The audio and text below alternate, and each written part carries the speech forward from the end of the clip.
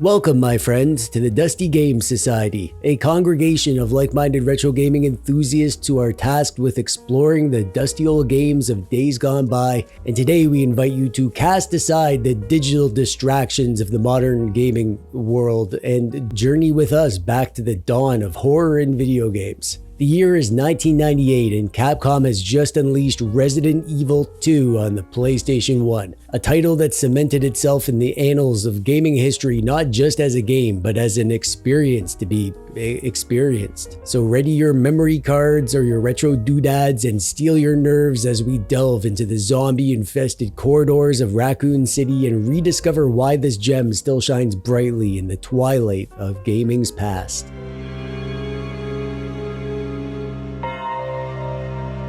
Survivor's log. The zombies have broken through the barricades and are inside the building. I'm out of food and water, and I've managed to find a safe room with a big empty box to store my stuff, which is good, because my pockets are so full of shotguns and herbs that I didn't have room for a piece of wire that I found. So I gotta go back and grab that.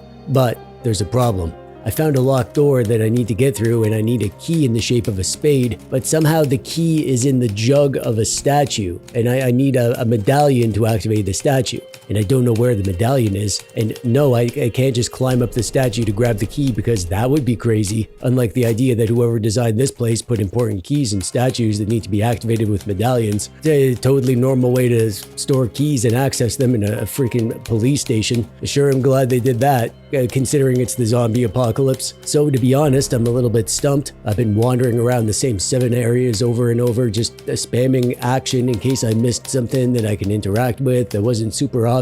But the good news is I managed to find some typewriter ribbon, and I'm writing this down in the hopes that if I get eaten by zombies, that somehow these words on a page of paper will give me a second chance at life. That's how this works, right?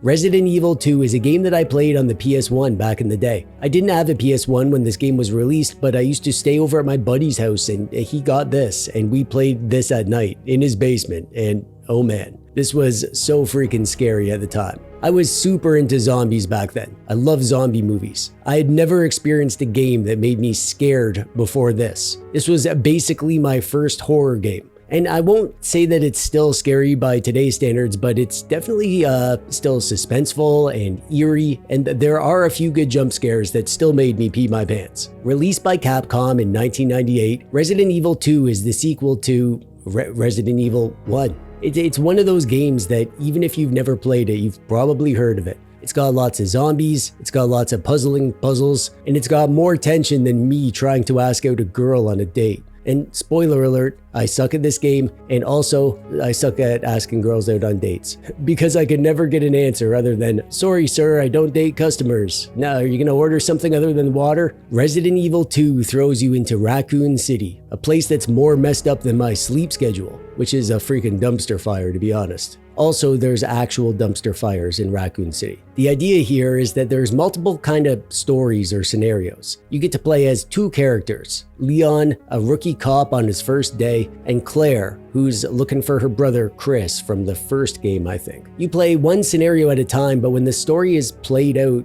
Leon and Claire's paths intertwine as they navigate the zombie-infested city, uncovering secrets about the Umbrella Corporation and their nefarious experiments. It's like one of those conspiracy theories that my uncle is always talking about, but with more zombies and less ice walls and lizard people. The narrative is split into 2 scenarios for each character, so you get 4 playthroughs if you want to see the whole thing. It's like getting 4 times the anxiety for the price of 1. Lots of overlap with the puzzles and stuff, but there's some different cutscenes and gameplay stuff and secrets, I think, depending on the scenario that you're playing. I'm gonna be honest, I struggled to get through just one of the scenarios, but that's a good thing. There's a heck ton of replay value here. The actual story of the game isn't super interesting. It's pretty basic, all things considered. There's a few characters introduced and there's a few twists that you might not see coming, but honestly, it's pretty basic. But it is worth going along for the ride. I think the story here is important, not because it's a great game story, but more because it's an important piece in the Resident Evil timeline. It's kind of like required reading if you want the whole story of the Resident Evil universe.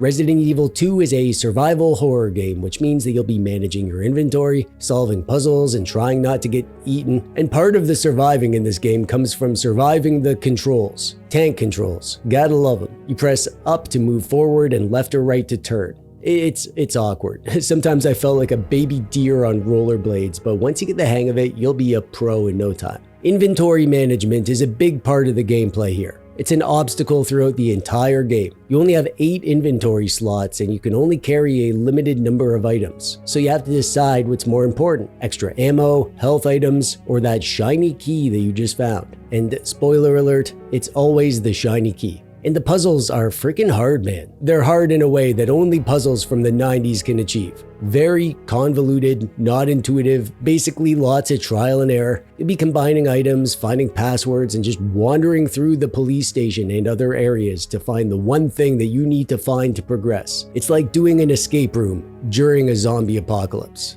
Graphically, Resident Evil 2 was super impressive for its time. The pre-rendered backgrounds are detailed and atmospheric, setting the mood perfectly. Sure, the character models are a bit blocky by today's standards, but back then they were impressive. The fixed camera angles add to the tension, making you feel like you're being watched, which, to be fair, is how I feel most of the time. Thanks, Mom, for always checking on me, making sure I'm staying out of trouble, I guess. The lighting effects and shadows create a creepy atmosphere that's perfect for a horror game. It's like walking through a haunted house, but without the overpriced tickets and sticky floors. Actually, never mind. My floor is pretty sticky, to be fair. The one part that does stick out like a sore thumb with a zombie bite in it is the 3D cutscenes. The rest of the game has a timeless quality, but those cutscenes are definitely a product of their time. Things like this haven't aged nearly as well as other parts of the game. There's not that many of them though, so it's all good. One part that definitely has stood the test of time is the sound. This game's sound design is so dang good. The eerie moans and groans of zombies, the creaking doors, and the footsteps echoing in the empty hallways all contribute to the game's tense atmosphere. It's like ASMR for horror fans. I played this on my Retroid Pocket 2S with headphones on at night, and when I'd enter a new area and hear things groaning and shuffling around off where I couldn't see them, it genuinely freaked me out.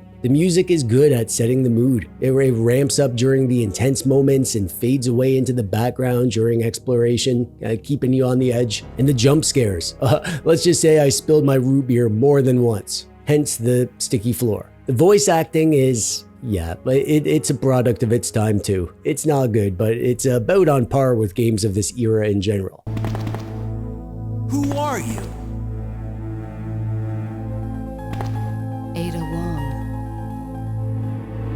And what are you doing here? I'm looking for some guy named Ben. He's one of those reporter types. It's cheesy and over the top, but in a charming way. Like me. Resident Evil 2 is a fantastic game, but it's not without its flaws. The tank controls can be a barrier for new players, especially if you're used to modern games with smoother movement. It took me a while to get used to them, and I'm still not sure I ever fully did. The fixed camera angles, while great for atmosphere, can be frustrating. Sometimes you'll be ambushed by zombies that you can't see because of the camera placement. It's like, surprise, you're dead. And the inventory management, while adding to the tension, usually just feels too restrictive. I mean, how many times do I have to leave behind a crucial item because I picked up one too many herbs? Leon and Claire are such badass protagonists. It seems kind of lame to me that they have to constantly run back and forth from their safe room storage because they couldn't figure out how to carry an extra freaking key or whatever. Also, some of the puzzles can be a bit obtuse and the solutions are rarely straightforward. I spent way too long trying to figure out how to solve some puzzle object because I missed a small detail in a note or something. Keeping track of what door needs what key actually made me want to get out a pad and paper to write this stuff down, old school style. But despite these flaws, Resident Evil 2 remains an incredible, engaging, and memorable experience. It's like a roller coaster. Sure, it has ups and downs, but you'll remember the ride for a long time if you don't get sick, like I tend to do on roller coasters. I'm not big on horror movies. I don't like the genre, except for the subgenre of zombie movies, especially the campy zombie movies of the 70s and 80s. Resident Evil 2 feels like a throwback, not just to the good old days of gaming, but the good old days of classic zombie horror. It's like a history lesson. about zombies. Plus, honestly, it's just plain fun. Still, it's a genuinely good game that holds up today. There's something about the combination of tension, strategy, and horror that just keeps you coming back for more, even if it means screaming like a little kid when some zombie arms grab you from behind a window or something. Not that I did that much. I had a great time playing this month. It was a perfect retro game for a spooky October. If you love survival horror, classic games, or just want to feel better about your social skills by comparison, this game is definitely worth a go. But the Dusty Game Society isn't a one-dweeb show, so let's hear what the other members of the DGS had to say about Resident Evil 2, shall we? Skippy B. Coyote is a huge horror fan and thought Resident Evil 2 was the pinnacle of the genre. Loved the tense, scary, and creepy yet still fun gameplay most of all. Thought they did a great job balancing the items and pickups so you never felt safe. Says it's a masterclass in survival horror game design, and I completely agree with Skippy about all of that. AJP needed emotional support from his mom to get through this one. Actually played this on the Miu Mini Plus and loved the great pacing and the 90s jump scares. Beowulf 410 loves the series and had a great time revisiting the PS1 version. They played it in the dark, so they're braver than me. Bits and Bytes love the Dusty Game Society Game of the Month, says the setting and vibe holds up today, found the controls stiff, which actually added to the feeling of vulnerability, which is a very good point. Says that since the story of Leon and Claire intertwined together, it makes this a unique experience that not many games can reproduce. The Bushi really enjoyed the game, felt like the graphics held up, got a couple good jump scares, felt like the game was a perfect example of why they joined the Dusty Game Society. Getting to experience amazing games that they weren't able to play back in the day alongside other dweebs and hearing about each other's experiences. Freaking well said, buddy. This is my favorite part of doing this right here. Getting to experience an amazing game and seeing it through the eyes of the other DGS members too. Rixpa revisited the Resident Evil series after 28 years by playing the Resident Evil 2 remake. They loved the top-notch puzzles, world building, and challenging bullet sponge zombies. Thrilling encounters with Tyrant stood out, and they recommended checking out the Resident Evil 3 remake for a perfect follow-up. Kami Motu125 is a fan of the game, but wants to fire whoever the city hired to design the police station, and I couldn't agree more. What the hell's up with this station? Oh my god, it makes no sense. Gave it a 4 out of 5 for the PS1 version and 7 out of 10 for the remake. Yergu, which is a name that I had to look up how to pronounce, I'm sorry if I butchered that, loved the journey. They found the tank controls took some getting used to, actually reminded them of classic Nintendo adventure titles. Found the graphics impressive. This is their first time participating in the DGS, so frickin' welcome, Yergu, my new friend. And they gave it 8 candles out of 10 jack-o'-lanterns. Oh, and Yergu actually kept their own notes, old school style. Frickin' awesome. Sir Andrew dove into the Resident Evil 2 remake as his first foray into the Resident Evil world and had a wild time. He followed a guide to keep his anxiety in check and still spent 10 hours unlocking everything. He absolutely hated Mr. X from the remake, but appreciated the game's tense, roller coaster-like experience. Rated 9 out of 10 Mr. Raccoons. Ank Gel started and then quit immediately because it was too scary. That's very brave to admit. And JWG LLC found that it was a fun follow-up, but they prefer the first game in the series. I would personally like to thank all the cool Dusty Dweebs who gave this game a shot and wrote some fun reviews for me to share with you guys. The Dusty Game Society is such a fun thing for me. I love playing these old games and hearing what the other members are saying about them all month long. I feel lucky that I get to do stuff like this. So thank you everybody who takes part. And thank you for watching. That helps too. The Dusty Game Society is a perk that I do for the patrons of TechDweeb. If you're interested in supporting the important work that I do and also help me keep the lights on and the root beer flowing, and to join the Dusty Game Society and play games with us each month, there's a link in the doodad below. But regardless of whether or not you throw money at a stranger on the internet who makes YouTube videos that you watch while you eat your cereal, I hope that you enjoyed this look at Resident Evil 2. If you haven't played it, you should, and if you have played it, let's hear about your favorite Resident Evil moments in the comments. Unless they're too scary. I don't want to spill my root beer again. And that brings us to the end. Until next time, stay dusty, my friends.